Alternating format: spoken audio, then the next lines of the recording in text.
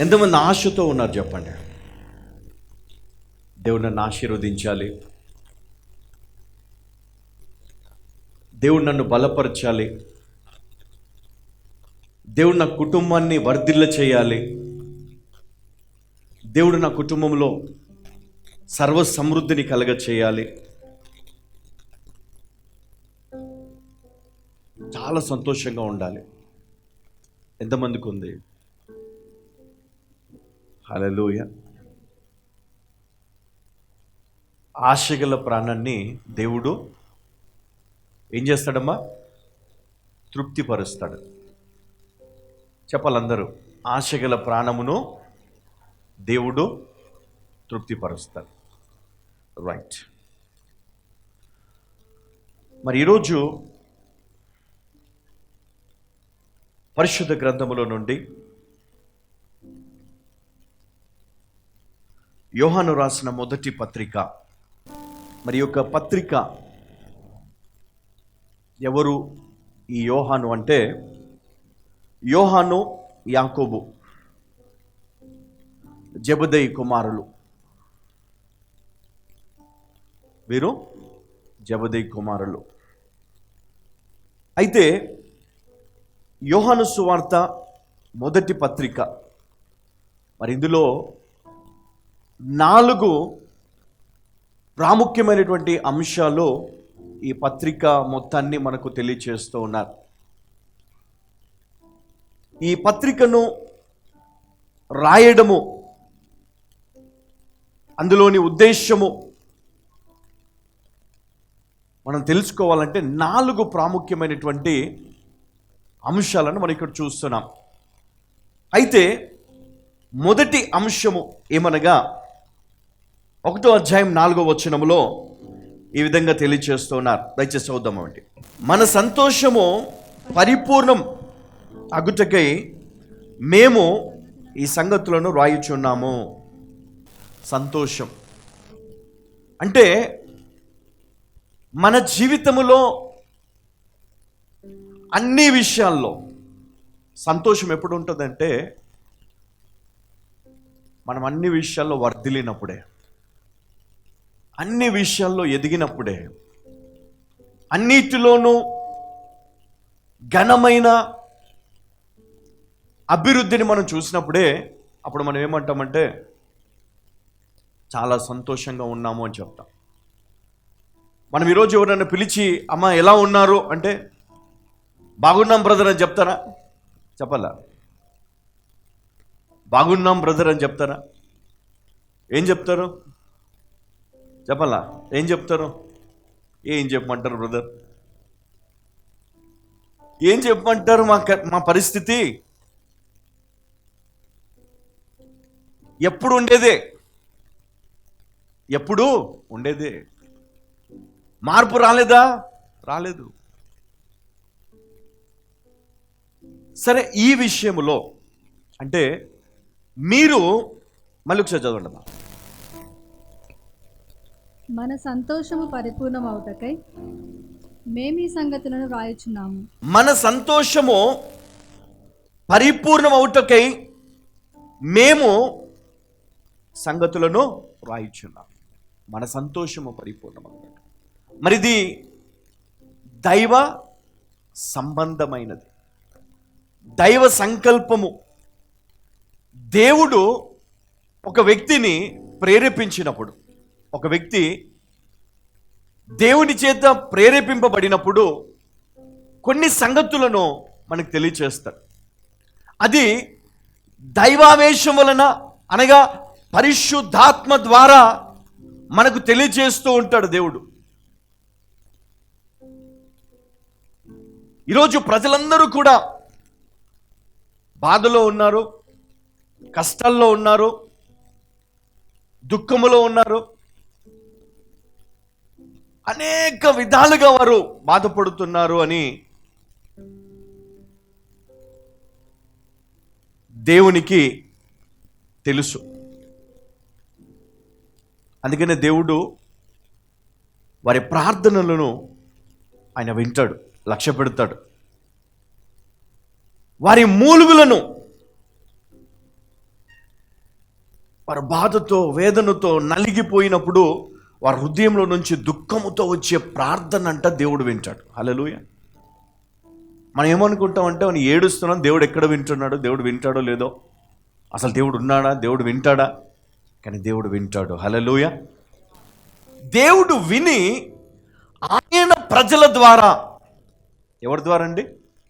ఆయన ప్రజల ద్వారా వారికి దేవుడు వర్తమానమును పంపుతాడు, వాక్కును పంపుతాడు. మరి ఈరోజు యోహాను రాసిన మొదటి పత్రికలో వారి మొదటి ఉద్దేశము ఏంటి అంటే మన సంతోషము పరిపూర్ణమవుటకే. హల్లెలూయా. మనము సంతోషించుటకు, మనలో దుఃఖము ఉండకూడదని, మరి ఆ దుఃఖము ఎందుచేతైతే ఉన్నదో దానిని ఆత్మీయ జ్ఞానము చేత, పరిశుద్ధుడైన దేవుని యొక్క బోధలను విని వారు నేర్చుకున్నటువంటి ఎన్నో సంగతులను మనకు వారు రాస్తూ ఉన్నారు. అందులో మొట్టమొదటి అంశం ఏంటంటే బీ సాటిస్ఫైడ్.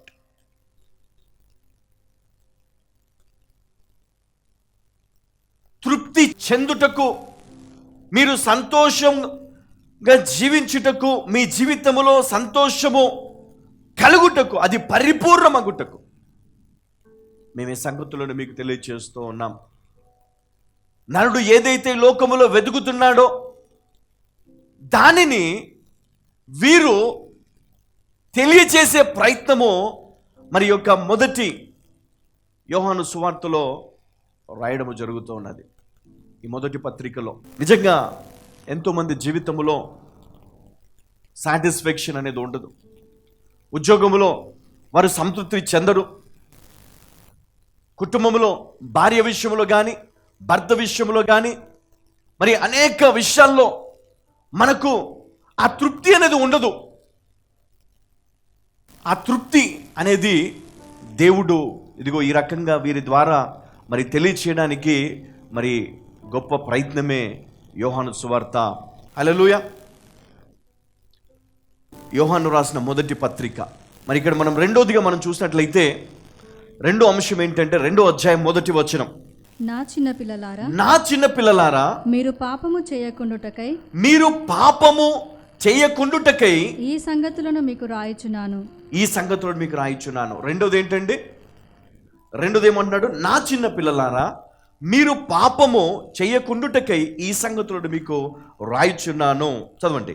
ఎవడైనను పాపము చేసిన ఎడల, ఎవడైనను పాపము చేసిన ఎడల, నీతిమంతుడైన యేసుక్రీస్తు అను ఉత్తరవాది తండ్రి యొద్ద మనకున్నాడు. చూడండి, ఎవడైనా పాపము చేసిన ఎడల నీతిమంతుడైన యేసుక్రీస్తు అను ఉత్తరవాది తండ్రి యొద్ద మనకున్నాడు. సపోజ్ ఎవరైనా ఇప్పుడు పాపంలో ఉన్నారు, పాపంలో పడిపోయారు, సో వారు పాపులు అని పిలువబడుతున్నారు, వారికి విడుదల లేదు, క్షమాపణ లేదు.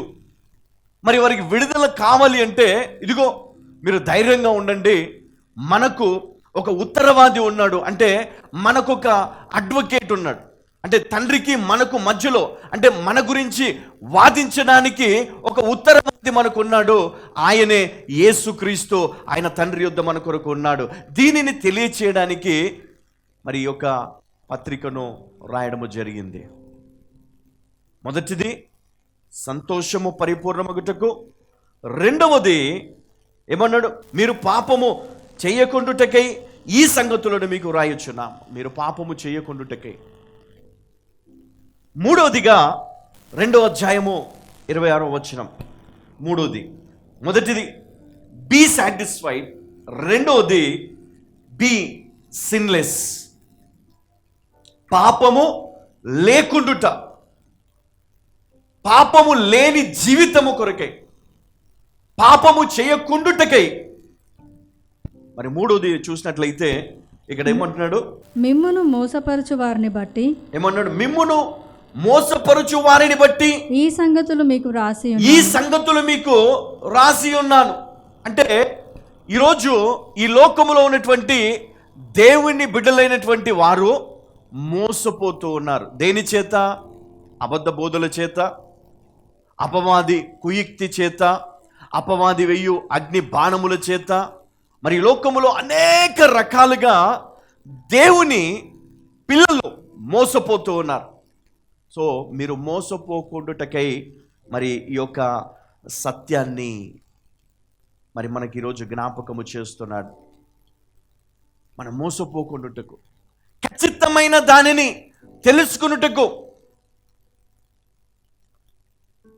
ఖచ్చితమైన దానిని అనుసరించుటకు,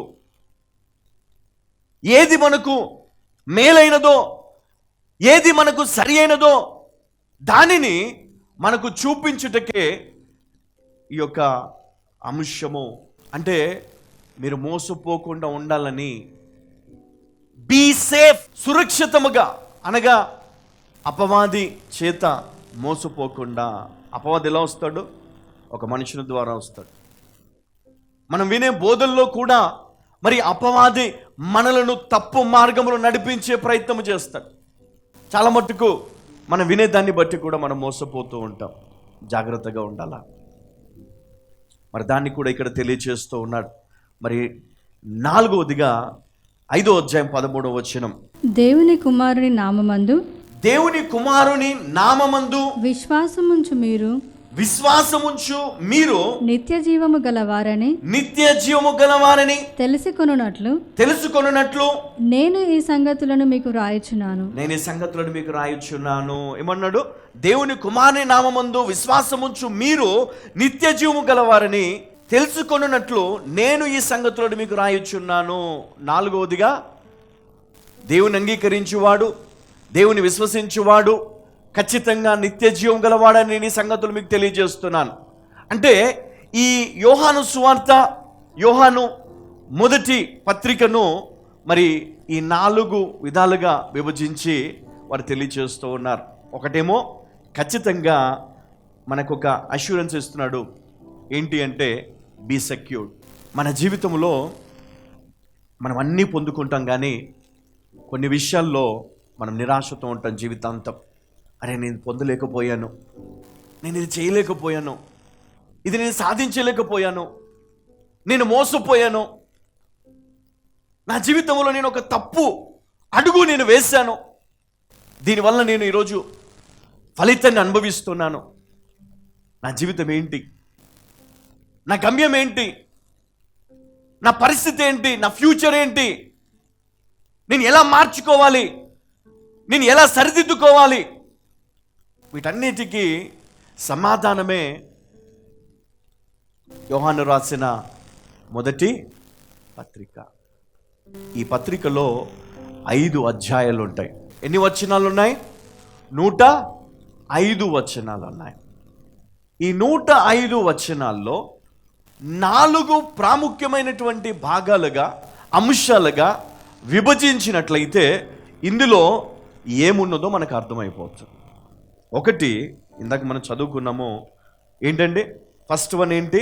మొదటి అధ్యాయము 4వ వచనములో బీ సాటిస్ఫైడ్ అంటే సంతోషము పరిపూర్ణమగుటకు. రెండవది బీ సిన్లెస్, పాపము లేకుండుట అంటే పాపము లేనివారుగా, పాపము మన జీవితంలో ఉండకుండా దానికి మరి ఏం చేయాలో కూడా మరి అక్కడ తెలియచేస్తూ ఉన్నారు. మూడవదిగా ఏం చెప్పానమ్మా? 2వ అధ్యాయము 26వ వచనంలో ఏముంది? మోసపరచు వారిని అంటే మోసపోకుండుటకై జాగ్రత్తగా ఉండాలా. ఖచ్చితమైనటువంటి సంగతులను తెలియచేస్తున్నాడు. 4వదిగా ఏం చెప్తున్నాడమ్మా? 5:13లో క్రీస్తును విశ్వసించిన వారు ఖచ్చితంగా ఏం కలిగి ఉన్నారు? నిత్య జీవమును కలిగి ఉన్నారు. ఈ 4 విషయాలను మరి ఎందుకు వీరు మరి సంగతులను తెలియచేస్తున్నారు? ఎందుకు మనం దీని గురించి తెలుసుకోవాలి? ఎందుకు ఈ 5 అధ్యాయాల్లో ఉన్నటువంటి సత్యాన్ని మనం తెలుసుకోవాలి? ఎందుకు అంటే ప్రతి క్రైస్తవ కుటుంబము ఈరోజు తెలుసుకోవాల్సినటువంటి గొప్ప సత్యాలను ఈరోజు మరి యొక్క పత్రిక ద్వారా దేవుడు మనకు తెలియజేయబోతూ ఉన్నాడు. అసలు క్రైస్తవులైనటువంటి మనము మన జీవితాన్ని ఎందుకు బాగు చేసుకోవాలి, ఎందుకు మనము ఒక నిరీక్షణ కలిగి ఉండాలి, ఎందుకు మనము మోసపరచు వారిని గుర్తించాలి, ఎందుకు మన జీవితంలో మనము ఖచ్చితమైనటువంటి జీవితాన్ని మనం జీవించాలి. ఎందుకంటే మనకు వాగ్దానము చేయబడినటువంటి రాజ్యము, పరలోక రాజ్యము. ఆ రాజ్యమును స్వతంత్రించుకున్నట్టుకు దేవుడు మనకిచ్చినటువంటి హక్కును సాతానుడు మన హక్కును లాగివేసుకుంటున్నాడు. ఈ లోకంలో మనము పాలిటిక్స్ని కనుక మనము ఒకసారి మనం ఆలోచించినట్లయితే చాలా పార్టీస్ ఉన్నాయి, ఎన్నో పార్టీస్ ఉన్నాయి, ఇంకా కొత్త పార్టీస్ వస్తున్నాయి, ఇంకా ఎన్నో. ఈ పార్టీస్ అన్నీ కూడా, ఈ రాజకీయ పార్టీలన్నీ కూడా మరి ఒక్కొక్కరు ఒక్కొక్క మేనిఫెస్టోని రిలీజ్ చేస్తారు. మేము ఒకవేళ మమ్మల్ని గెలిపిస్తే మేము వీటిని చేస్తాము, ఉచిత విద్యుత్తు కదా, ఉచితంగా చదువు, ఉచితంగా వైద్యము, ఇంకా అనేక రకాల వాగ్దానాలు చేస్తారు, అనేక రకాలుగా ఉంటాయి. అయితే వారు ఒక ఖచ్చితమైనటువంటి మేనిఫెస్టో కలిగి ఉన్నారు. అది చేస్తారా చెయ్యరా అనేది అది వారు గెలిచిన తర్వాత మనం చూస్తాం. కానీ దేవుడు కూడా ఖచ్చితమైనటువంటి కొన్ని నియమాలను, ఆజ్ఞలను కలిగి ఉన్నాడు. వీటిని ఎవరైతే జాగ్రత్తగా వెతుకుతారో, ఎవరైతే ఆశతో కనిపెడతారో దేవుడు వారికి బోధించే ప్రయత్నము చేస్తాడు. హల్లెలూయా. ఎవరి ద్వారా చేస్తాడు? ఒకప్పుడు యెషయా ద్వారా చేశాడు. ఆ తర్వాత మనం చూస్తే అనేకులు ఉన్నారు, అనేక నాయకులు ఉన్నారు, న్యాయాధిపతులు ఉన్నారు, యాజకులు ఉన్నారు, రాజులు ఉన్నారు, ప్రవక్తలు ఉన్నారు. మరి ఈరోజు కూడా మనం చూసినట్లయితే మరి ఎంతోమంది దేవుడు ఎన్నుకొని పిలుచుకున్నాడు. అయితే ఈరోజు కూడా దేవుడు మాట్లాడుతూనే ఉన్నాడు. హల్లెలూయా. చెప్పండి, ఎవరైతే దీనిని విని అర్థము చేసుకొని వారి జీవితాలను వాక్యము చేత సరిచేసుకునే ప్రయత్నము చేస్తారో వారిని యేసుక్రీస్తు అను రక్షకుడు వారిని నడిపిస్తాడు, వారికి బోధిస్తాడు, వారికి తోడుగా ఉంటాడు. హల్లెలూయా. ఎంతమంది నమ్ముతున్నారు? మీ పక్కన వాళ్ళని ఒక మాట అడగండి, అమ్మ నీ జీవితాన్ని మార్చుకోవాలనుకుంటున్నావా? వాళ్ళు ఏం సమాధానం ఇస్తున్నారు? మాకు అవసరం లేదు మీ జీవితం, మాకు అవసరం లేదు, మాకు సంతోషం వద్దు కదా, నిత్య జీవం వద్దు, ఇంకా సెక్యూర్డ్ లైఫ్ మాకు వద్దు. ఎవరు చెప్పరు కదా. ఎందుకు చెప్పారంటే వారికి కావాల్సింది సంతోషము. ఏమున్నా లేకపోయినా సంతోషంగా ఉంటే చాలండి కదా. ఒక తల్లి తండ్రి తన కూతురికి పెళ్లి చేసి అత్తమామలకు అప్పచెప్పేటప్పుడు లేదా ఆ భర్త చేతిలో మరి ఆమె చేయి పెట్టేటప్పుడు ఏం చెప్తారు తెలుసా? మా అమ్మాయిని బాగా తిట్టండి, కొట్టండి, బాగా పనులు చేపియండి, పొద్దున్న లేస్తే సాయంత్రం దాకా మీకు ఏది నచ్చితే ఆ పని చేపియండి అని చెప్తారా? లేకపోతే ఇప్పటిదాకా మేము మా కూతుర్ని చాలా ప్రేమగా పెంచుకున్నాము, అల్లారు ముద్దుగా పెంచుకున్నాము, నీ చేతులు పెడుతున్నాము, జాగ్రత్త, ఆమెను సంతోషంగా చూసుకోండి అని చెప్తారా? చెప్పాలా? నీకు ఎంత కోపం ఉన్నా నీ బిడ్డ పైన కొంతమంది తొందరగా పెళ్లి చేసి ఎల్లగొట్టాలని చూస్తారు ఇంట్లో నుంచి. దీన్ని పెళ్లి చేసి దీన్ని పంపిస్తే అప్పుడు మంచిగా అవుతుంది కదా. అమ్మగారి ఇంట్లో ఉన్నప్పుడు ఎట్లా పొద్దున 10 గంటలకు లేచి అమ్మా టీ కదా, అమ్మ టీ, 11 గంటలకు బ్రష్ చేసి అప్పుడు మరీ అంత కాకపోయినా 10 గంటలకు అట్లా. పెళ్ళైన తర్వాత భర్త లేచి అమ్మ టీ అంటాడు. ఏమో పరిగెత్తుకుని కిచెన్లో పోయి అక్కడ పోయి ఇక్కడ పోయి అది చేసి ఇది చేసి అది పడేసి ఇది పడేసి ఒకసారి చక్కెర ఎక్కువ అవుతుంది. అమ్మ చక్కెర ఎక్కువ వేసి ఏం బాగాలేదని పక్కన పెడతాడు. తర్వాత ఒళ్ళు దగ్గర పెట్టుకొని చక్కెర కరెక్ట్గా వేస్తే టీ పొడి ఎక్కువ అయిపోతుంది, చేదు. ఒకసారి పాలు తక్కువ, ఒకసారి నీళ్ళు ఎక్కువ. అయ్యో, ఈ టీ నేర్చుకుని చక్కగా చేసే లోపు 2-3 సంవత్సరాలు అప్పుడే ఒక పిల్లగాడు పుడతాడు. సంవత్సరం మళ్ళీ ఇంటికి పోయి సంవత్సరం వచ్చేసరికి ఉన్నది మర్చిపోయి వస్తారు మళ్ళీ. ఇక అప్పుడు చూడాలి వాళ్ళ బాధ. అప్పటిదాకా చేసినా నేను మర్చిపోతాను మళ్ళీ. ఉప్పు, చక్కెర అన్నీ, ఆ మెజర్మెంట్స్ అన్నీ మర్చిపోయి మళ్ళీ ఫోన్ చేసి, అమ్మా దీంట్లో ఎంత వేయాలి, దాంట్లో ఎంత వేయాలా. ఇప్పుడు యూట్యూబ్ వచ్చింది, అది ఎట్లున్నా సరే యూట్యూబ్లో చేసి అమ్మయ్యా ఏం లేదు సీక్రెట్గా పక్కన పెట్టుకొని ఇయర్ ఫోన్స్ పెట్టుకొని పక్కన పెట్టుకుంటారు అనమాట.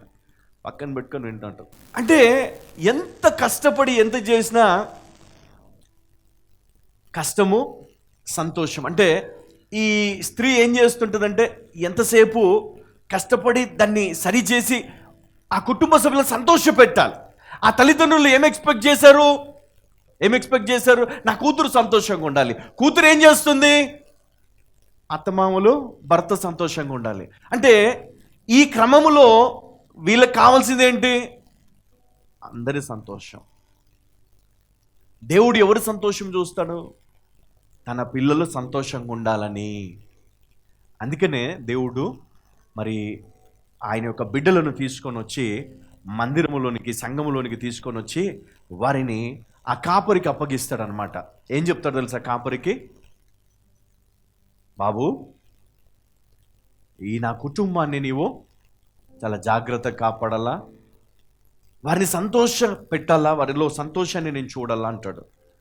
అప్పుడు యోహాను రాసిన పత్రిక, అంటే యోహాను మరి ఎందుకు రాస్తున్నాడు ఏంటిది అంటే, మరి అక్కడ ఉన్నటువంటి సత్యాలను వారికి బోధిస్తూ, వారి జీవితంలో జరిగే వాటిని వారికి బోధిస్తూ, వారు ఎలా బ్రతకాలి, ఎలా జీవించాలి, ఎలా ముందుకు వెళ్ళాలి, ఎలా ఎదిరించాలి, ఎవరిని ఎలా గుర్తించాలి అనే సంగతులను వారికి నేర్పిస్తూ ఉన్నాడు. మరి ఈరోజు మనము కూడా మన జీవితంలో సంతోషంగా ఉండాలి అంటే కొన్ని విషయాలను చాలా జాగ్రత్తగా మనం నేర్చుకోవాలి. కొన్ని విషయాలను చాలా జాగ్రత్తగా మనం అనుసరించాలి. అప్పుడే దేవుడు మనకు బోధించే ప్రయత్నం చేస్తాడు. దేవుడు బోధిస్తాడు. ఆ బోధలో మీ జీవితాన్ని సరిచేసుకునే ఉపాయమును కలుగజేస్తాడు దేవుడు. సమస్యలు ఉంటాయి, ఎన్నో వేదనలు, కానీ ఉపాయాన్ని కూడా దేవుడు ఇస్తాడు. ఆ ఉపాయాన్ని తెలుసుకొని దాన్ని వారి జీవితంలో ఎవరైతే పాటిస్తారో వారి సక్సెస్ని చూస్తారు. దేంట్లో చూస్తారు తెలుసా? ఉద్యోగంలో సక్సెస్ని చూస్తారు, చదువులో సక్సెస్ని చూస్తారు, కుటుంబంలో, దాంపత్య జీవితంలో కూడా సక్సెస్, సమాజంలో సక్సెస్, అన్నిటిలో. అప్పుడు వారి జీవితంలో ఏముంటుంది? సంతోషము. హల్లెలూయా. ఏముంటుందండి? సంతోషము. ఈ సంతోషము కనుక లేకపోతే వారు ఎప్పుడు ఎట్లా ఉంటారు తెలుసా? ఎప్పుడు మూతి కూడా ఇట్లా పెట్టుకొని ఉంటారు కదా. ఇక నేను ఎంత గట్టిగా నేను అరిచి చెప్పినా వారి ముఖంలో స్పందన ఉండదు కదా. ఎట్లా ఉంటుంది ఫేస్? చెప్పాలి, ఎట్లా ఉంటుంది ఫేస్? చెప్పండి.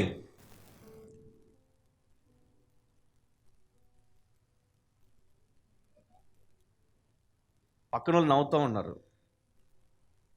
ఎందుకు నవ్వుతున్నారు వాళ్ళకి తెలియదు. అర్థమైనట్టే. నేను చెప్తుంటే వాళ్ళ ముఖం చూశాను అనుకోండి, అర్థమైనట్టు. వాళ్ళ మైండ్ ఎక్కడో ఉంటుంది.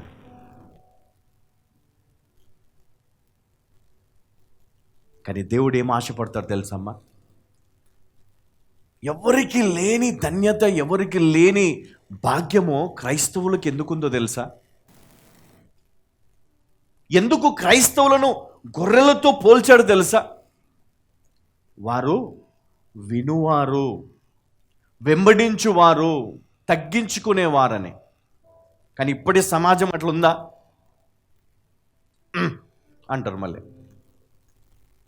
ఈయన గంగ చెప్తున్నాడు, మేము చిన్నప్పటి నుంచి వింటూనే ఉన్నాం. మీరు ఎన్ని విన్నా ఈరోజు దేవుడు మీతో మాట్లాడుతున్నాడు. హల్లెలూయా, హల్లెలూయా, హల్లెలూయా. ఒక వ్యక్తి తన జీవితంలో ఫలించటం లేదు అంటే, సంతోషము లేదు, సమాధానము లేదు, మరి బాధలో ఉన్నాడు, వేదనలో ఉన్నాడు అంటే తను ఒంటరిగా ఉన్నాడు అని అర్థం. భర్త ఉన్నా ఆ భార్య ఒంటరి జీవితాన్ని జీవిస్తుంది. భార్య ఉన్నా, భర్త ఉన్నా, ఆ భర్త లేదా భార్య ఒంటరితనాన్ని అనుభవిస్తూ ఉంటారు.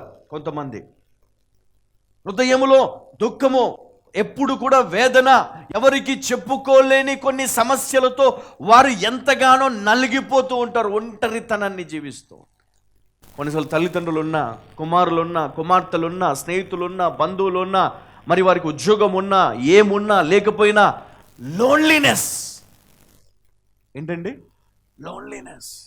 బాధ, దిగులు, వేదన. వారు ఎటు వెళ్ళినా కూడా వారికి ఆ ఒంటరితనం అని విసిగిస్తూ ఉంటుంది, బాధ పెడుతూ ఉంటుంది. భయంకరమైనటువంటి సమస్యల గుండా వారు ప్రయాణము చేస్తూ ఉంటారు. హల్లెలూయా. ఎంతమంది ఉన్నారు అట్లా? ఇక్కడ ఎంతమంది ఉన్నారు? ఒంటరితనము అంటే నీకు అన్నీ ఉన్నాయి, డబ్బు ఉంది, సొంత ఇల్లు ఉంది, ఉద్యోగం ఉంది, భర్త ఉన్నాడు, భార్య ఉంది, పిల్లలు ఉన్నారు, చదువు ఉంది, అన్నీ ఉన్నాయి, కానీ ఏదో తెలియని లోటు. అంటే నాకు ఎవరు లేరే, నేను ఏదైనా చెప్పుకోవడానికి, నా కష్టము తీర్చడానికి, నన్ను ధైర్యపరచడానికి, లేదా నన్ను బలపరచడానికి, ఎంకరేజ్ చేయడానికి ఎవరు లేరు అని ఎంతోమంది రోజు చాలా బాధపడుతూ ఉంటారు. అయితే అలాంటి వారికి మరి పరిశుద్ధ గ్రంథము ద్వారా నేను ఒక మాటను చెప్పాలనుకుంటున్నాను. అలాంటి వారు దేవునితో సహవాసము చేయాలి. హల్లెలూయా. వారికి తోడుగా ఉన్నది ఒకడే, ఆయనే యేసు క్రీస్తు అనే రక్షకుడు. మీరు ఒంటరితనాన్ని మీరు కనుక అనుభవిస్తున్నట్లయితే ఆయనను మీరు జీవితంలోనికి ఆహ్వానించండి. ఆయనను మీ జీవితంలోనికి ఆహ్వానించండి. చాలా మట్టుకు మనం అన్ని విషయాల్లో మనము ఓటమి పాలవుతూ ఉంటాం. ఎందుకు తెలుసా? Because of loneliness. అంటే నాకు ఎవరు లేరు, ఎవరు సాయం చేయలేరు, నాకు ధైర్యపరిచేవారు లేరు అంటే తనకు తాను కృంగిపోతూ డిప్రెషన్లోనికి వెళ్ళిపోతూ ఉంటారు. డిప్రెషన్. సంతోషము లేనివారు, సమాధానము లేనివారు, వారు ఓపెన్గా భర్తతో పంచుకోలేరు లేదా భార్యతో పంచుకోలేరు ఆ సంగతులను, లోపలిని కుమిలిపోతూ ఉంటారు. సో అలాంటప్పుడు ఏం చేయాలి తెలుసా? నీ ఒంటరితనములో నువ్వు ఎవరిని ఆహ్వానించాలి తెలుసా? నీ జీవితంలోనికి యేసుక్రీస్తు అనే రక్షకుడిని నీ జీవితంలోనికి ఆహ్వానించాలి. ద ప్రాబ్లమ్ ఆఫ్ లోన్లీనెస్, అది నిన్ను నీ జీవితంలో ఎదగకుండా చేస్తుంది. లేదు, నాకు యేసు తోడుగా ఉన్నాడు, ఆయన నాకు తోడుగా ఉన్న నడిపిస్తున్నాడు, నువ్వు ధైర్యపరుచుకుంటూ సెల్ఫ్ మోటివేషన్తో నీ జీవితంలో సక్సెస్ నువ్వు పొందుకోవచ్చు. నీ జీవితంలో నువ్వు అత్యధికమైనటువంటి విజయాన్ని నువ్వు పొందడానికి దేవుడు నీకు సహాయము చేస్తాడు. చాలా మట్టుకు మనము ఇంతలే, నా జీవితం ఇంతే, ఇంకా నేనేమి చేయలేనేమో, ఏమి సాధించలేనేమో, పెళ్ళైపోయింది, పిల్లలు పుట్టారు, ఇక నేను ఏం చేయలేనేమో. కానీ నీవు గనక దేవుని నేను ఆశ్రయించగలిగితే, ఆ దేవునితో సహవాసమును కలిగి ఉంటే ఆ దేవుడు నీకు మార్గాన్ని తెరుస్తాడు. దేవుడు నీకు తోడుగా ఉండి నీకు ఉపాయమును చెబుతాడు, ఉపదేశమును బోధించి నీవు ఎక్కడికి వెళ్ళాలో ఏమి చేయాలో ఆయన నీకు బోధిస్తాడు. హల్లెలూయా, హల్లెలూయా. ఈరోజు కన్ఫ్యూజన్లో ఉన్నటువంటి కుటుంబాల్లో వారు ఎందుకు సూసైడ్ చేసుకుంటున్నారు తెలుసా? ఎందుకు చచ్చిపోవాలి లేదా చంపేయాలి అని ఎందుకు వారు ఈ డిప్రెషన్లోకి వెళ్ళిపోతున్నారంటే దే ఆర్ అండర్ లోన్లీనెస్. వారు ఆ ఒంటరితనం అనే జీవితాన్ని వారు జీవిస్తూ, అందరూ ఉన్నారు, అన్నీ ఉన్నాయి, సమస్తము కలిగి ఉన్నారు, కానీ వారు డిప్రెషన్లో ఉన్నారు, బాధలో ఉన్నారు, వేదనలో ఉన్నారు. బయటికి రాలేనేమో, నేను ఇక బ్రతకలేనేమో, నాకు సహాయం దొరకదేమో, నేను జీవించలేనేమో, నన్ను ఎవరు కూడా మెచ్చుకోరేమో. కానీ దేవుడు గనక నీకు తోడుగా ఉంటాడు అన్న సత్యము నీకు తెలిస్తే నీవు అట్లా ఉండవు. ఎలా ఉంటుందో తెలుసా? ఇక్కడ వాక్యం బోధించబడుతుంటే నువ్వు ఆసక్తితో వింటూ ఉంటావు, ఆసక్తి నీలో కలుగుతుంది. దేవుడు నీలో ఆసక్తిని కలగచేసి నీకు బోధించి దేవుడు నిన్ను బలపరుస్తాడు. ఎవరు ఏమన్నా, ఎవరు నిన్ను అవమానించినా అనుమానించినా నువ్వేం చేయాలా? యేసు నాకు తోడుగా ఉన్నాడు. ఈ రోజు కాకపోతే రేపైనా సత్యము గెలుస్తుంది. దేవుడు నాకు తోడుగా ఉన్నాడు, నేను భయపడను. చాలాసార్లు మనం కృంగిపోతూ ఉంటాం, బాధపడుతూ ఉంటాం, బలహీనపడిపోతూ ఉంటాం. అనవసరమైన రోగాలు, బీపీ, షుగర్, థైరాయిడ్, ఇవన్నీ కూడా ఎందుకో తెలుసా? మానసికంగా కృంగిపోతున్నప్పుడు, వేదనలు అనుభవిస్తున్నప్పుడు, డిప్రెషన్ స్టేజ్లోనికి వెళ్ళిపోయినప్పుడు, నువ్వు తినే తిండి కూడా నీ శరీరానికి సరిగా అందదు. ఆకలేదు కదా, ఆకలి ఉండదు, తినం.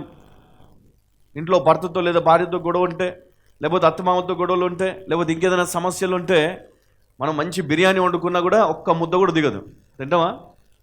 ఒకవేళ తినాలని ఉన్నా లోపల నుంచి అనిపిస్తుంది, ఇప్పుడు నేను తింటే నా కోపము తగ్గిపోయింది అనుకుంటాను. కాబట్టి నేను తినను. నేను తింటే ఏమైపోతుంది? నేను ప్రదర్శించినటువంటి కోపమంతా కూడా చల్లారిపోయినట్టే. కాబట్టి నేను తినను. హల్లెలూయా! ఎంతమందికి అర్థమవుతుంది? ఎందుకు మరి యోహాను రాసిన మొదటి పత్రికను ఎన్నుకున్నాను, ఎందుకు మరి మీకు ఈ సంగతులను తెలియచేస్తున్నాను అనేది మీకు అర్థమయ్యే విధంగా మరి నేను ఎక్స్ప్లెయిన్ చేస్తాను. హల్లెలూయా! మొదటి యోహాను 1వ అధ్యాయము 5వ వచనం నుండి మనం చదువుకుందాం. మేము ఆయన వలన విని మీకు ప్రకటించు వర్తమానం ఏమనగా, ఏమన్నాడు? మేము ఆయన వలన విని మీకు ప్రకటించు వర్తమానం ఏమనగా, దేవుడు వెలుగై ఉన్నాడు. ఏమైనాడు? దేవుడు వెలుగై ఉన్నాడు. ఆయన యందు చీకటి ఎంత మాత్రమును లేదు. ఆయన యందు చీకటి ఎంత మాత్రమును లేదు. దేవుడు వెలుగై ఉన్నాడు, ఆయన యందు చీకటి ఎంత మాత్రమును లేదు. ఇది మీరు అండర్లైన్ చేసుకోవాలి. ఆయనలో చీకటి లేదు. ఆయన వెలుగై ఉన్నాడు కాబట్టి చీకటి అక్కడ ఉండదు. వెలుగు చీకటి వేరు కదా. అపవాది చీకటి సంబంధి, దేవుడు వెలుగు సంబంధి. అపవాది ఉన్న చోట దేవుడు ఉండడు, దేవుడు ఉన్న చోట అపవాది ఉండడు. అంటే రెండు వేరు. హల్లెలూయా! చదువుమా. ఆయనతో కూడా సహవాసము గలవారమని చెప్పుకొని చీకటిలో నడిచిన ఎడల మనం అబద్ధమాడుచు సత్యమును జరిగింపకుందుము. ఆయనతో కూడా సహవాసము గలవారమని చెప్పుకొని చీకటిలో నడిచిన ఎడల,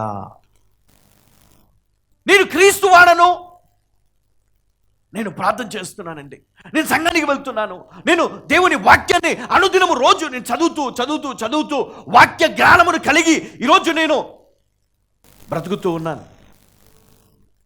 కానీ ఇక్కడ ఏముంది? ఆయనలో చీకటి ఏమాత్రము లేదు, ఆయన వెలుగై ఉన్నాడు. మరి ఆయన వెలుగై ఉంటే నువ్వు ఆయనను అనుసరిస్తున్నట్లయితే, ఆయనతో కూడా నీవు సహవాసము కలిగి ఉన్నట్లయితే, నీవు చీకటిలో జీవిస్తూ ఉన్నావు. ఎందుకు జీవిస్తున్నావు? ఒకవేళ నువ్వు చీకటిలో బ్రతుకుతున్నట్లయితే, చీకటి సంబంధమైనటువంటి మరి ఈ లోక సంబంధమైనటువంటి జీవితము నీలో ఉన్నట్లయితే, మరి నీవు అబద్ధం ఆడుతున్నావు, నీలో సత్యము లేదు. నువ్వు ఉంటే వెలుగుగా ఉండు, వెలుగు సంబంధిగా, అంటే దేవుని సంబంధిగా ఉండు. నేను దేవుని బిడ్డను అని చెప్పుకొని, నేను క్రైస్తవుడు అని చెప్పుకొని, నీలో ఒకవేళ చీకటి గనక ఉంటే నువ్వేం చేస్తున్నావు? నేను మోసం చేసుకుంటున్నావు. మళ్ళీ చదువుమా. ఆయనతో కూడా సహవాసము కలవారమని చెప్పుకొని చీకటిలో నడిచిన ఎడల మనం అబద్ధమాడుచు సత్యమును జరిగింపకుందుము. తర్వాత అయితే ఆయన వెలుగులోనున్న ప్రకారము మనమును వెలుగులో నడిచిన ఎడల మనము అన్యోన్య సహవాసము కలవారమై ఉందుము. ఏమై ఉంటామండి? మనము అన్యోన్య సహవాసము కలవారమై ఉందుము. అప్పుడు ఆయన కుమారుడైన యేసు రక్తము అప్పుడు ఆయన కుమారుడైన యేసు రక్తము ప్రతి పాపము నుండి మనలను పవిత్రులుగా మనలను పవిత్రులుగా చేయును. చూడండి, ఇక్కడ నువ్వు అనుకుంటున్నావు ఏంటి అంటే, నేను క్రీస్తు నమ్మాను కాబట్టి నా పాపం క్షమించబడిపోయింది, నేను నీతిమంతుడను పరిశుద్ధుడను, నా పైన ఏ పాపము ఏ నేరము లేదు అని నువ్వు అనుకుంటున్నావు. కానీ ఇక్కడ ఏమని ఉంది అంటే, నువ్వు వెలుగు సంబంధివై చెప్పుకొని నువ్వు చీకటిలో జీవిస్తే నువ్వు అబద్ధం ఆడుతున్నావు, నిన్ను నువ్వు మోసం చేసుకుంటున్నావు. అది దేవుడు యాక్సెప్ట్ చేయడు. నువ్వు సంతోషంగా ఉండాలి, నువ్వు సంతోషంగా ఉండడానికి నీ జీవితం నువ్వు మార్చుకుంటున్నావు. అంటే కోడలు మరి మొదట్లో ఏ పని రాకపోయినా ఆమె ఆ అత్తమామలను లేదా ఆ భర్తను సంతోషపడడానికి, వారికి మంచి ఈవులను ఇవ్వడానికి, అంటే మంచి పదార్థాలు ఇచ్చి వారిని సంతోషపడడానికి ఎలాగైతే తన జీవితాన్ని మార్చుకుంటుందో, తన జీవిత విధానాన్ని ఎలాగైతే మార్చుకుంటుందో, అలాగే నువ్వు మార్చుకుంటే నీ జీవితంలో సంతోషం పరిపూర్ణమవుతుంది. కానీ ఈరోజు మన జీవితంలో మనం చూస్తే, నేను దేవుని సంబంధిని, నేను దేవుని బిడ్డను, నేను ప్రార్థన చేస్తాను, సంఘానికి వెళ్తాను, దశమభాగం ఇస్తాను, అన్నీ చేస్తాను, కానీ నాలో ఏముంది అంటే ఇంకా చీకటి అలాగే ఉంది. ఏముందండి? చీకటి. అంటే అపవాది సంబంధము కలిగి మనం ఉంటున్నాము. చీకటి అనగా ఈ లోక సంబంధమైనటువంటి జీవితము. ఈ లోక సంబంధమైన జీవితంలో జీవిస్తే దేవుడు నిన్ను యాక్సెప్ట్ చేస్తాడా? లేదా దేవుడు ఆయన కుమారుడైన యేసుక్రీస్తు రక్తముతో నిన్ను పవిత్రపరుస్తాడా? చెప్పాలా? ఇక్కడ ఏమనుంది, ఏమని రాస్తున్నాడు యోహాను? చదువుమా మళ్ళీ ఒకసారి. ఆయనతో కూడా సహవాసము కలవారమని చెప్పుకొని చీకటిలో నడిచిన ఎడల మనం అబద్ధం ఆడుచు సత్యమును జరిగింపకుందుము. దేవునికి ఏం కావాలి? సత్యాన్ని జరిగించాలి. మరి ఇక్కడ ఏం జరుగుతుంది? సత్యాన్ని జరిగించడము లేదు. సత్యము కావాలి దేవునికి, సత్యము జరిగించాలి. నువ్వు వెలుగు సంబంధి అంటే దేవుని బిడ్డవైతే నువ్వు వెలుగులో ఉంటూ వెలుగు సంబంధిగా నువ్వు బ్రతుకుతూ నువ్వేమి చేయాలి అంటే, దేవుని యొక్క వాక్యానుసారమైనటువంటి జీవితాన్ని నీవు నీ జీవితంలో నువ్వు జీవించాలి. ఇది చాలా కష్టం అండి పాస్టర్ గారు, ఇది చాలా కష్టం, జీవించలేమో. పౌలు గారు చెప్పారు కదా, ఎన్నో సందర్భాల్లో చెప్పారు పౌలు గారు. ఏమని? యేసుక్రీస్తు చనిపోయాడు నీ కొరకు, కాబట్టి నీ పాపాలు క్షమించబడ్డాయి. నువ్వు క్రైస్తవుడు అని చెప్పుకుంటున్నావు, యేసుక్రీస్తు నా కొరకు చనిపోయాడు, నేను నీతిమంతుడును, నేను కృపలో నేను ఉన్నాను అని నువ్వు చెప్పుకుంటున్నావు, ఓకే. కానీ నీవు ఏ జీవితాన్ని జీవిస్తున్నావు? చీకటి సంబంధమైన జీవితాన్ని జీవిస్తున్నావు. చూడండి, ఇక్కడ ఒక మాట మీరు అర్థం చేసుకోండి చాలా జాగ్రత్తగా. దేవుడు, సాతానుడు. నువ్వు దేవుని బిడ్డవని చెప్పుకొని సాతానుతో సహవాసము చేస్తే దేవుడు నిన్ను క్షమిస్తాడా? అమ్మా, క్షమిస్తాడా? పోనీ సాతాను బిడ్డవి, నువ్వు సాతానుతో సహవాసం చేస్తున్నావు, అయితే ఉన్నట్టుండి నువ్వు సాతాను విడిచిపెట్టి దేవుడితో సహవాసము చేస్తాను అంటే సాతాను విడిచిపెడతాడా? ఏం చేస్తాడు? ఏం చేస్తాడండి? ఇంకా నీకు కష్టాలు స్టార్ట్, యుద్ధం స్టార్ట్. కొన్ని రోజులకి తలపట్టుకొని ఇక నాకు దేవుడు వద్దు అంటావా లేదా? ఖచ్చితంగా. అందుకే కొంతమంది దేవుని నమ్మగానే వాళ్ళకి సమస్యలు ఎక్కువైపోతాయి, బాధలు ఎక్కువైపోతాయి, ఇబ్బందులు ఎక్కువైపోతాయి, వ్యాధి ఎక్కువైపోతుంది. కానీ దానిని జయించిన వారు నిత్య జీవాన్ని పొందుకుంటారు. హల్లెలూయా. దాన్ని జయించాలి. కొంతమంది ఆ స్టార్టింగ్ స్టేజ్లో దేవుని తెలుసుకొని మారుమనసు పొంది దేవునిలోనికి వచ్చిన తర్వాత సమస్యలు పెరిగి పెరిగి పెరిగి పెరిగి ఆ ప్రెషర్ ఎక్కువైతూ ఉంటే, ప్రెషర్ కుక్కర్లో మరి ఆ విజిల్ ఎట్లాగైతే ఒక్కసారి ఉన్నట్టుండి పెద్ద శబ్దం చేస్తుందో, అట్లా మనం ఏం చేస్తామంటే గట్టిగా ఏడిచి, ఇక నాకు ఈ దేవుడు వద్దు, ఈ వాక్యం వద్దు, ఈ ప్రార్థన వద్దు, ఈ సంఘం వద్దు, ఏమొద్దు నాకు, నేను వెళ్ళిపోతాను. వీళ్ళు ఏ బ్యాచ్ తెలుసా? వీళ్ళు ఏ బ్యాచ్ అంటే ఈ బ్యాచ్. చదవండి మా 7వ వచనం. అయితే ఆయన వెలుగులోనున్న ప్రకారము మనమును వెలుగులో నడిచిన ఎడల మనము అన్యోన్య సహవాసము గలవారమై మనము కూడా వెలుగులో నడిచినట్లయితే అప్పుడు ఏ విధంగా ఉంటుంది అంటే, మనము అన్యోన్య సహవాసము గలవారమై యుద్ధము. అప్పుడు ఆయన కుమారుడైన యేసు రక్తము అప్పుడు ఆయన కుమారుడైన యేసు రక్తము ప్రతి పాపము నుండి మనల్ని పవిత్రులుగా హల్లెలూయా. అప్పుడు మీ పాపము క్షమించబడుతుంది.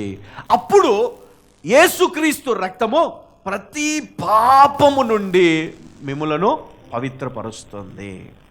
ఎంతమందికి అర్థమైంది? యోహాను సువార్తలో, యోహాను రాసిన పత్రికలో మరి ఈ విధంగా మనకు తెలియచేస్తూ ఉన్నాడు. అప్పుడు మన జీవితంలో సంతోషము పరిపూర్ణమవుతుంది. అప్పుడు మనలో ఈ లోక సంబంధమైన సంతోషము కాదు, పరలోక సంబంధమైన సంతోషము. అప్పుడు అన్ని విషయాల్లో మనం ఎట్లా ఉంటుంది తెలుసా? లోన్లీనెస్ అనేది ఉండదు. లోన్లీనెస్ మనకు ఉండదు. అప్పుడు ధైర్యం. ఈరోజు కనుక నన్ను ఎవరన్నా అడిగితే నేను ఒకటే చెప్తాను, ఏంటి అంటే దేవుడు నాకు తోడుగా ఉన్నాడు, దేవుడు నాకు సహాయం చేస్తాడు, దేవుడు నాకు మార్గం తెరుస్తాడు. ఎన్ని కష్టాలు ఉన్నాయి, ఎన్ని బాధలు ఉన్నాయి, ఎన్ని ఇబ్బందులు ఉన్నా దేవుడు నాకు తోడుగా ఉన్నాడన్న ధైర్యము ఈరోజు నేను ఎక్కడికి పోయినా నేను చెప్పగలుగుతాను. మీరు చెప్పగలుగుతారా? మీరు ఆ ధైర్యాన్ని మీరు కలిగి ఉన్నారా? ఈరోజు చాలా మటుకు మరి ఆ ధైర్యాన్ని మనం కోల్పోయి ఉన్నాం. అయితే ఇంకొక మాట నేను ఇక్కడ జ్ఞాపకం చేస్తున్నాను. 2వ అధ్యాయము 15 నుండి మనం చదువుకుందాం. 2వ అధ్యాయం 15 నుండి. ఈ లోకమునైనను ఏమన్నాడమ్మా? ఈ లోకమునైనను, లోకములో ఉన్న వాటినైనను ప్రేమింపకుడి, లోకములో ఉన్న వాటినైనను ప్రేమింపకుడి. ఎవడైనను లోకమును ప్రేమించిన ఎడల, ఎవడైనను లోకమును ప్రేమించిన ఎడల తండ్రి ప్రేమ వానిలో నుండదు. తండ్రి ప్రేమ వానిలో ఉండదు. మొదటిది వెలుగు, రెండోది ప్రేమ. ఈ లోకాన్ని ప్రేమించకండి. ఒకవేళ లోకాన్ని మీరు ప్రేమిస్తే తండ్రి ప్రేమ వానిలో ఉండదు. ఏమన్నాడమ్మా ఇక్కడ? ఈ లోకమునైనను, ఈ లోకమునైనను, లోకములో ఉన్న వాటినైనను ప్రేమింపకుడి. ఎవడైనను లోకమును ప్రేమించిన ఎడల, ఎవడైనను లోకమును ప్రేమించిన ఎడల తండ్రి ప్రేమ వానిలో నుండదు. తండ్రి ప్రేమ వానిలో ఉండదు. లోకములో ఉన్నదంతయు, లోకములో ఉన్నదంతయు అనగా శరీరాశయు, అనగా శరీరాశయు, నేత్రాశయు, నేత్రాశయు, జీవపు డంబమును, జీవపు డంబమును తండ్రి వలన పుట్టినవి కావు. తండ్రి వల్ల పుట్టినవి కాదు, అవి లోక సంబంధమైనవే. లోక సంబంధమైనవి. లోకమును దాని ఆశయు గతించిపోవచ్చున్నవి కాని, లోకములో దాని ఆశయు గతించిపోవచ్చున్నవి గాని దేవుని చిత్తమును జరిగించువాడు నిరంతరము నిలుచును. ఏమన్నాడమ్మా? దేవుని చిత్తమును జరిగించువాడు నిరంతరమును నిలుచును. హల్లెలూయా. దేవుని చిత్తాన్ని జరిగించు. నీ జీవితంలో సక్సెస్ని, నీ జీవితంలో అభివృద్ధిని, నీ జీవితంలో సంతోషము సమాధానములను నీ జీవితంలో నువ్వు పొందుకోగలుగుతావు. ఎవరైతే నిజంగా దేవుడు మరి నాకు సహాయం చేయడు, నాకు తోడుగా ఉండడు అని అనుకుంటారో, ఎవరైతే ఈ లోకాన్ని ప్రేమిస్తారో వారు ఎన్నటికీ దేవుని ప్రేమను పొందలేరు. నీవు దేవుణ్ణి ప్రేమించాలి అధికముగా. ఈ లోకాన్ని కాదు, లోకంలో ఉన్న వాటిని కాదు. నువ్వు దేవుని ప్రేమించినప్పుడే దేవుడు నిన్ను ప్రేమిస్తాడు. అప్పుడు ఆ ప్రేమ చేత నడిపింపబడుతున్న నీవు నీ జీవితంలో నువ్వేం పొందుకుంటావు? దేవుని చిత్తాన్ని పొందుకుంటావు. దేవుని చిత్తాన్ని జరిగించినప్పుడు ఏం జరుగుతుంది జీవితంలో? చిత్తము జరిగించువాడు నిరంతరమును నిలుచును. హల్లెలూయా, హల్లెలూయా. మరి 3ది 5వ అధ్యాయం 1 నుండి మనం చదువుకున్నాం. యేసే క్రీస్తయి ఉన్నాడని నమ్ము ప్రతివాడును, యేసే క్రీస్తయి ఉన్నాడు అని నమ్ము ప్రతివాడును దేవుని మూలముగా పుట్టి ఉన్నాడు. దేవుని మూలంగా పుట్టి ఉన్నాడు. పుట్టించిన వానిని ప్రేమించు ప్రతివాడును, పుట్టించిన వానిని ప్రేమించు ప్రతివాడును ఆయన మూలముగా పుట్టిన వానిని ప్రేమించును. ఆయన మూలముగా పుట్టిన వానిని ప్రేమించును. మనము దేవుని ప్రేమించుచు, మనము దేవుని ప్రేమించుచు ఆయన ఆజ్ఞలను నెరవేర్చు వారమైతిమా, ఆయన ఆజ్ఞలను నెరవేర్చు వారమైతిమా, దేవుని పిల్లలను ప్రేమించుచున్నామని, దేవుని పిల్లలను ప్రేమించుచున్నామని దాని వలనే ఎరుగుదుము. మనం ఆయన ఆజ్ఞలను గైకొనుటయే, మనం ఆయన ఆజ్ఞలను గైకొనుటయే దేవుని ప్రేమించుట. హల్లెలూయా. ఆయన ఆజ్ఞలు భారమైనవి కావు. చూడండి, ఈ 3వ వచనం అండర్లైన్ చేసుకుందాం. మనం ఆయన ఆజ్ఞలను గైకొనుటయే దేవుని ప్రేమించుట. దేవుని ఎలా ప్రేమించాలి? Jesus I love you, I love you అని చెప్తే సరిపోదు కదా. వాలెంటైన్స్ డేని ఎట్లా సెలబ్రేట్ చేసుకుంటారు? ఒక రోజ్ ఫ్లవర్, ఒక గ్రీటింగ్ కార్డ్ తీసుకొని వెళ్ళి, లేకపోతే గిఫ్ట్స్ తీసుకొని వెళ్ళి వారు ప్రేమించే వారికి ఇచ్చి ఏం చెప్తారండి? నేను నిన్ను ప్రేమిస్తున్నాను. ఎంతగా ప్రేమిస్తున్నాను? ఎంతగా ప్రేమిస్తున్నాను. ఎంతగా అండి? దానికి హద్దులు లేవు కదా. కిలో అనుకుంటావో, 10 కిలోలు అనుకుంటావో, 100 కిలోలు అనుకుంటావో, దానికి హద్దులు లేవు. అంతగా నేను ప్రేమిస్తున్నాను. ఈరోజు యవనస్తులు కానీ, పెద్దలు కానీ, పెళ్ళైన వాళ్ళు కూడా మెసేజ్లు పంపుకుంటూ చాలా మట్టుకు చీకట్లో జీవిస్తున్నారు. ఈరోజు దేవుని వారమని చెప్పుకొని, వెలుగు సంబంధం చెప్పుకుంటూ చీకటిలో జీవించేవారు అనేకులు ఈరోజు ఏం చేస్తున్నారు తెలుసా? నిజమైన దేవుని ప్రేమను కాకుండా కదా, పనికి రాని ప్రేమను పట్టుకొని వారి జీవితాలను నాశనము చేసుకుంటున్నారు. ఎవరి జీవితాన్ని? వారి జీవితాన్ని. దేవుని ప్రేమను ఎవరైతే ఆశిస్తారో వారు దేవుని ఆజ్ఞలను వారు అనుసరిస్తారు. దేవుని ప్రేమిస్తారు. అంటే దేవుని ప్రేమిస్తాను ఎలా చెబుతాము?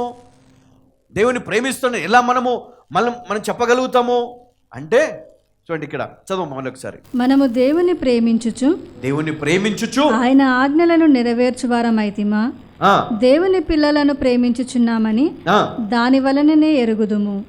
మనం ఆయన ఆజ్ఞలను గైకొనుటయే దేవుని ప్రేమించుట. ఆయన ఆజ్ఞలు భారమైనవి కావు. దేవుని మూలముగా పుట్టిన వారందరూ లోకమును జయించుదురు. లోకమును జయించిన విజయము మన విశ్వాసమే. దేవుని ప్రేమించువారు ఈ లోకాన్ని జయిస్తారు. అంటే సాతాన్ని జయిస్తారు, అపవాది కాడిని జయిస్తారు, మరి ఈ లోకంలో ఉన్నటువంటి ప్రతి ఒక్క చీకటి శక్తులను జయిస్తారు. మన శక్తివంతులుగా ఉండాలని మనం కోరుకుంటాం, కానీ మనం దేవుని ఆజ్ఞల విషయంలోకి వచ్చేసరికి మనం వాటిని పక్కన పెడతాం. అందుకనే దేవుని ప్రేమించలేకపోతున్నాం. జీవము కావాలి కదా, జీవము కావాలి, ఆరోగ్యము కావాలి, సంతోషము కావాలి, అన్నీ కావాలి, కానీ దేవుని ఆజ్ఞలను మనము అస్సలు పాటించం. అంటే దేవుని ప్రేమిస్తున్నావా? ఇక్కడ నువ్వు ప్రేమిస్తున్నావా? దేవుని ప్రేమిస్తున్నావు అని చెప్పడానికి ఏంటంట? ఆయన ఆజ్ఞలను పాటించుటయే. దాన్ని బట్టి దేవుడు తెలుసుకుంటాడు నువ్వు ఎంతగా దేవుని ప్రేమిస్తున్నావు, ఎంతగా దేవునికి లోపడుతున్నావు, ఎంతగా నువ్వు విశ్వాసములు ఎదుగుతున్నావు. దేవుడు నీకు సహాయము చేయాలి అంటే నీవు ఈ వాక్యమును అనుసరించాలి. ప్రతిరోజు ఒక్కసారైనా నువ్వు దేవుని వాక్యాన్ని చదివి ఆ వాక్యాన్ని ఎలాగా నా జీవితంలో నేను జరిగించాలి, ఎలా నేను దాంట్లో ఉన్న సత్యాన్ని నేను పాటించాలి.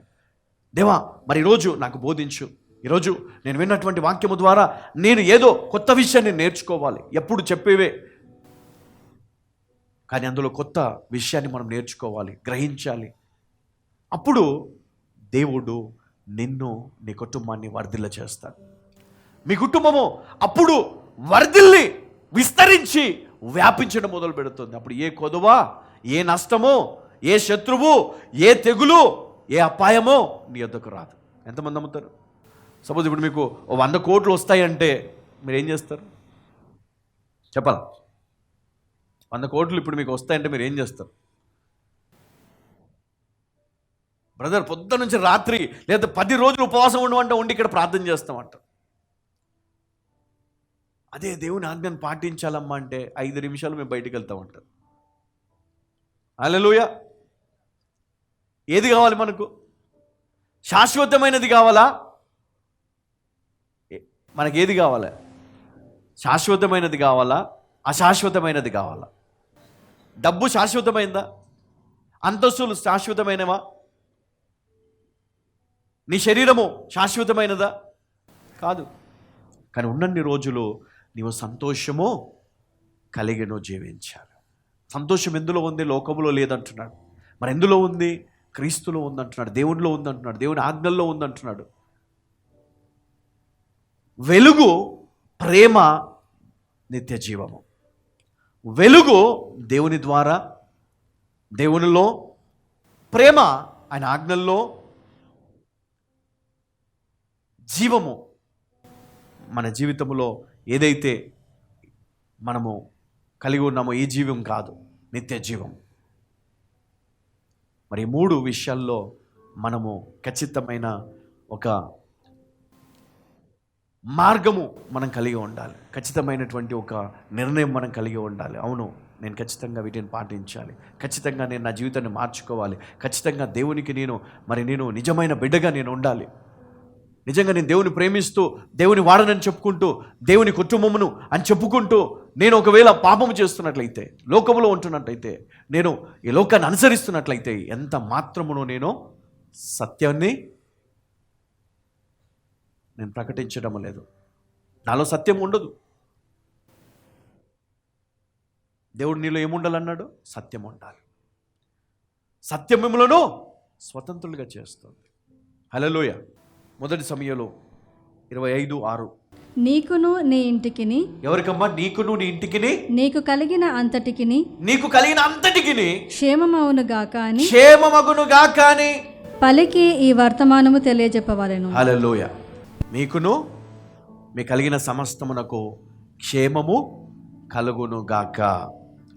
సామెతల గ్రంథం 24:3-4 వచనాలు. జ్ఞానము వలన ఇల్లు కట్టబడును. చూడండి, ఇప్పుడు మనం విన్నటువంటి వాక్యములో మనం ఏం నేర్చుకున్నాము?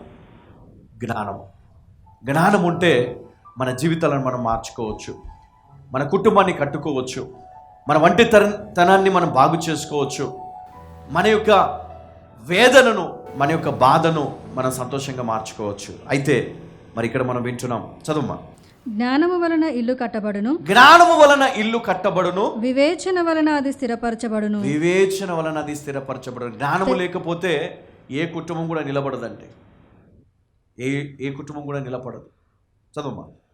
తెలివి చేత దాని గదులు విలువగల రమ్యమైన సర్వ సంపదలతో నింపబడును. జ్ఞానము గలవాడు బలవంతుడుగా నుండును, తెలివి గలవాడు శక్తిమంతుడుగా నుండును. హల్లెలూయా. ఇక్కడ జ్ఞానము, తెలివి. జ్ఞానం గలవాడు బలవంతుడు. ఎప్పటికీ కూడా సాతానుడు ఎంత ప్రయత్నం చేసినా జ్ఞానం కలిగిన నీతో వాడు విజయము పొందలేడు, తెలివి కలిగిన నీతో వాడు ఎప్పుడు కూడా విజయం పొందలేడు. జ్ఞానము, తెలివి ఎవరి దగ్గర ఉందండి? ఎవరి వశమే ఉన్నది? దేవుని వశమే ఉన్నది. మరి క్రైస్తవులైనటువంటి మనము లోకములో జీవించకుండా ఉండుటకు, ఈ చీకటిలో జీవించకుండా ఉండుటకు మనము ఎప్పుడు కూడా దేవుని యందు నిలిచి ఉండాలి. దేవుని యందు మనము నిలిచి ఉండాలి. దేవుడు మనకు బోధిస్తాడు, దేవుడు మనకు తోడుగా ఉంటాడు. మరి ఇక్కడ యెషయా 32:17 ఒకసారి చూద్దాం. కొండయు కాపరుల గోపురమును, ఎల్లకాలము గుహలుగా ఉండును. అవి అడవి గాడిదలకు ఇష్టమైన చోట్లుగాను, మందలు మేయు భూమిగాను ఉండును. అరణ్యము ఫలభరితమైన భూమిగాను, ఫలభరితమైన భూమి వృక్షవనముగాను ఉండును. హల్లెలూయా. ఎప్పుడైతే అరణ్యము మరి ఎండిపోయి ఉంటుందో, మరి అది దేవుని చేత, అనగా ఈరోజు మన జీవితంలో ఒకవేళ మనము ఆశీర్వాదము, సంతోషము, లేదా మన జీవితంలో మరి ఆత్మీయ జీవితము లేకపోతే, మనము ఎప్పుడైతే దేవుని ఆశ్రయిస్తామో, ఎప్పుడైతే మనము ఈ వాక్యానుసారం జీవించడం మొదలు పెడతామో, అది ఫలభరితమైనదిగా, విస్తారముగా వ్యాపించే, విస్తారముగా ఫలించే మరి వనముగా దేవుడు మార్చగలడు. మరి ఎండిన చెట్లను, పాడైపోయినటువంటి మరి దేశాలను దేవుడు తిరిగి నిలబెట్టగలడు. రాజులను దేవుడు పడవేయగలడు, వారిని నిలబెట్టగలడు. దేవుడు ఉజ్జియాను ఆశీర్వదించాడు. దేవుని ఆశ్రయించినంత కాలము ఆ రాజును దేవుడు వర్ధిల్ల చేశాడు. కానీ ఎప్పుడైతే మరి దేవుడిని విడిచిపెట్టాడో, ఎప్పుడైతే దేవుని పట్ల అతనికి ఒక తెలియని గర్వము అతనిలో ప్రవేశించిందో, మరి వెంటనే దేవుడు అతన్ని మొత్తివేశాడు.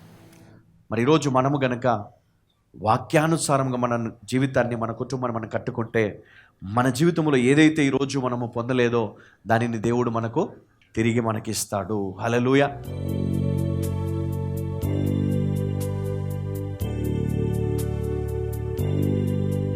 దేవుడు జ్ఞాపకం చేస్తున్నాడు, అమ్మా నీవు ఒంటరి జీవితాన్ని జీవిస్తున్నావు. అందరూ ఉన్నా, ఎవరు లేని జీవితమే నువ్వు జీవిస్తున్నావు. నీ జీవితంలో అన్నీ నువ్వు ఎక్స్పెక్ట్ చేస్తున్నావు, సంతోషంగా ఉండాలని, అందరిలాగా గొప్పగా వర్ధిల్లాలని, భర్తతో లేదా భార్యతో లేదా పిల్లలతో తల్లిదండ్రులతో సంతోషంగా జీవించాలని నీకు అన్నీ ఉన్నా, అన్ని ఆశలు ఉన్నా, ఈరోజు భయంకరమైన వేదనలకు గురై అప్పులు, సమాధానము లేని జీవితం, ఎప్పుడు కూడా జీవితంలో గొడవలు, బాధ, వేదన, తెలియని లోటు, ఎప్పుడు కూడా ఏదో ఒక ఆలోచన నిన్ను పూర్తిగా నీ జీవితంలో ముందుకు వెళ్ళకుండా ఆపేస్తుంది.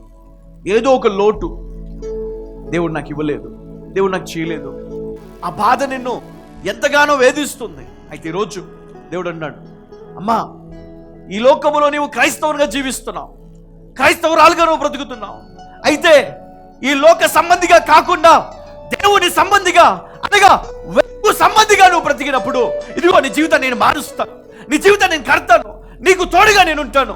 నువ్వు ఒంటరి దానవు కాదు, నువ్వు ఒంటరి వాడవు కాదు, నువ్వు ఒంటరిగా నువ్వు లేవు, నేనున్నాను నీకు తోడు, నేనున్నాను నీకు తోడు, నీతో సహవాసము కలిగి ఉండుటకు నేను సిద్ధంగా ఉన్నాను. ఈరోజు నన్ను ఆహ్వానించు నీ జీవితంలోనికి. దయచేసి ప్రతి ఒక్కరు కూడా నోరు తెరిచి, యేసు నా జీవితంలోనికి రా అయ్యా, నా ఒంటరి జీవితాన్ని మార్చు, నాకు సంతోషము కావాలి, సమాధానము కావాలి, నెమ్మది కావాలి, అభివృద్ధి కావాలి ప్రభా. నాయన నా జీవితంలో గొప్ప మార్పు దయచేయండి ప్రభా. ఆత్మీయ జీవితం కావాలి, ప్రార్థన శక్తి కావాలి, వాక్య జ్ఞానము కావాలి, కుటుంబంలో గొప్ప మార్పులు రావాలి, నా పిల్లలు, నా యొక్క కుటుంబంలో ఉన్న వారందరూ కూడా మారాలి, గొప్ప సంతోషము కావాలి ప్రభా. నాయన నేను కోరుకునేది ఆస్తి కాదు, అంతస్తులు కాదు, బంగారం కాదు, వెండి కాదు ప్రభా. నాయన ఈ లోకంలోనే ఏది కాదు, దేనిని నేను ప్రేమించనయ్యా. అయ్యా, ఈ లోకంలో ప్రేమించువాడు, ఈ లోకమును ప్రేమించువాడు నాయన తను మోసము చేసుకున్నాడు. దేవుని ప్రేమించువాడే, దేవుని ఆజ్ఞను ప్రేమించువాడే నిత్య జీవనం పొందే వ్యక్తిగా ఉంటున్నాడు. కాబట్టి ఈరోజు నేను ప్రభా, నేను వాక్యానుసారము ప్రభా నాయన యోహాను రాసిన మొదటి పత్రికలో ఉన్నటువంటి ఆ యొక్క 4 అంశాలను నేను ఈరోజు గ్రహించే జ్ఞానము నాకు ఇవ్వండి ప్రభా. నేను లోతుగా తెలుసుకుంటకు, నేను ఇంటికి వెళ్ళి తిరిగి చదువుకొని వాటిలోని సత్యాలు గ్రహించే వ్యక్తిగా నన్ను మార్చు. ఈరోజు నాకు శక్తి నీవు, జ్ఞానము నీవు, అభిషేకము నీవు ప్రభా. నాతో మాట్లాడు, లోతైన జ్ఞానము నాకు ఇవ్వు ప్రభా. నాయన లోతైన అభిషేకము నాకు ఇవ్వు ప్రభా. నాయన తండ్రి, అపవాది ఇదిగో వేయు అగ్ని బాణములు ఆర్పుడుకు శక్తిమంతునిగా నన్ను మార్చు తండ్రి. అవును ప్రభా నాయన, ఏది సత్యము ఏది అసత్యము తెలుసుకునే జ్ఞానము నాకేమో. అవును ప్రభా, ఎవరు దేవుని వారు, ఎవరు అపవాది సంబంధి తెలుసుకునే జ్ఞానము నాకేమో. ఎవరు నిజము, ఎవరు అబద్ధము నాకు తెలుసుకునే జ్ఞానము నాకేమో ప్రభా. నాకు సహాయం చేయి ఈరోజు ప్రభా. నా జీవితంలో ప్రభా నాయన నాకు జ్ఞానము కావాలి, తెలివి కావాలి. ఇది లేకయే నేను బాధపడుతున్నాను, ఈరోజు ఇది లేకయే నేను మోసపోతున్నాను ప్రభా. ప్రతిరోజు నేను ఏడుస్తూ ప్రభా నాయన నేను ప్రార్థిస్తున్నాను ప్రభా. నాకు జవాబు కావాలి ప్రభా. ఈరోజు నాతో మాట్లాడు, నా జీవితాన్ని మార్చు, నా కుటుంబంలో సమాధానము దయచేయి ప్రభా. నా భర్తను మార్చు, నా బిడ్డలను మార్చు, నా జీవితాన్ని మార్చు.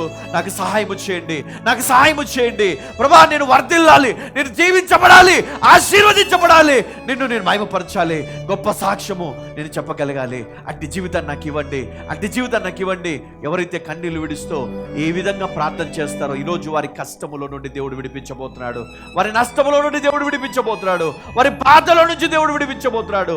ఆ ఒంటరి తనములో నుండి ఇదిగో గొప్ప సంతోషకరమైన జీవితంలోనికి దేవుడు నడిపించబోతున్నాడు. గట్టిగా నోరు తెరిచి కన్నీటితో ప్రార్థించు. దేవుడు నీతో మాట్లాడబోతున్నాడు ఈరోజు. హల్లెలూయా. దేవుని అడగండి ఈరోజు. గొప్ప సమయం. హృదయపూర్వకమైన ప్రార్థన నీ జీవితాన్ని మారుస్తుంది. హృదయపూర్వకమైన ప్రార్థన నీ జీవితాన్ని మార్చగలదు.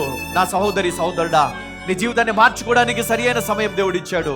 ఈరోజు దేవుణ్ణి ప్రేమించు వారు ఆయన ఆజ్ఞలను అనుసరించు వారై ఉంటున్నారు. నీ బిడ్డల పక్షమున విజ్ఞాపన చేస్తున్నానయ్యా. వారి హృదయ వాంఛలను ఎరిగిన దేవుడవు నాయన. నీ బిడ్డలందరి జీవితంలోనికి గొప్ప దీవెన దయచేయండి, మార్పులను దయచేయండి. వారి ప్రార్థన ఆలకించి ప్రభా నాయన గొప్ప విడుదలను వారికి అనుగ్రహించి మహిమ పొందమని నజరుడైన యేసు నామములో ప్రార్థించి వేడుకుంటున్నాము తండ్రి. ఆమేన్, ఆమేన్. హల్లెలూయా.